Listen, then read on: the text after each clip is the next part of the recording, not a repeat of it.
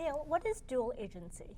Dual agency is a situation where a real estate broker represents both parties to the transaction at the same time. So for example, we have a big firm, ABC Company, and ABC is representing both the purchaser and the seller. That is dual agency. Is it legal in New York? Dual agency is perfectly legal in New York, provided that it is disclosed to the parties, and if it is created, that the broker then confirms with the parties and lets them know that the dual agency was created. Okay, why is it important? In order to understand why dual agency is important, you need to understand a couple of concepts. The first concept is there is only one broker concept. And what that means is that, for example, let's talk about ABC Company. ABC brokerage company may have 500 agents, but even though an agent may bring in a seller, there is only one broker, and that's ABC Company. So that's the first important concept.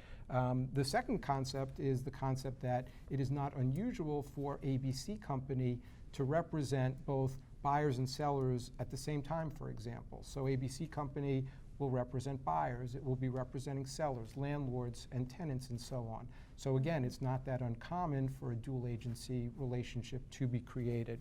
The third concept is the idea that ABC Company may have multiple offices. And so, for example, ABC Company may bring in a seller, a listing of a seller's property, and there may be an agent in another office of ABC Company that is representing the buyer. So, as you can see, dual agency is fairly easy to create in New York by virtue of the way that business is conducted in New York by real estate brokers. What is advanced informed consent to dual agency? Advanced informed consent to dual agency is a very important concept because it gives the real estate broker flexibility.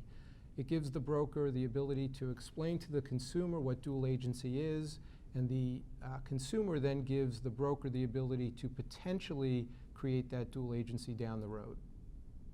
What does informed consent mean? Informed consent is where the broker explains the dual agency to the consumer, and the consumer therefore understands what they're consenting to. It's a concept where the broker adequately explains what the dual agency is.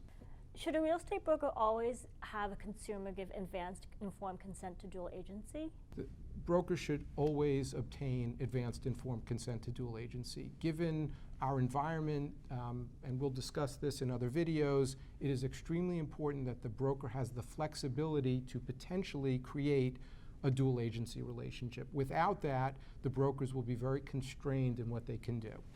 Does the real estate broker have to inform the parties when their dual agency is actually created? Yes. New York State requires that once the dual agency is in fact created, that the broker goes back to the consumers and lets them know, lets the parties know that yes, the dual agency was created. At the time of disclosure, could the parties still decide that they are not comfortable with the dual agency? Yes, they still have the ability to say, you know what, I'm not comfortable with this. Now, I personally think that will be unlikely in the fact that both parties have already been informed, so they've already given their consent, and more importantly, the transaction is being completed, or the parties have agreed. So I think it would be unusual for them to decide not to proceed at that time. I see. And what is dual agency with designated agents? Dual agency with designated agents is simply a situation where the broker decides to appoint one agent that works at the brokerage to represent one of the parties, and they will appoint another agent to represent another party. So, for example, ABC brokerage company can appoint one agent to represent a buyer, and they can appoint another agent to represent the seller.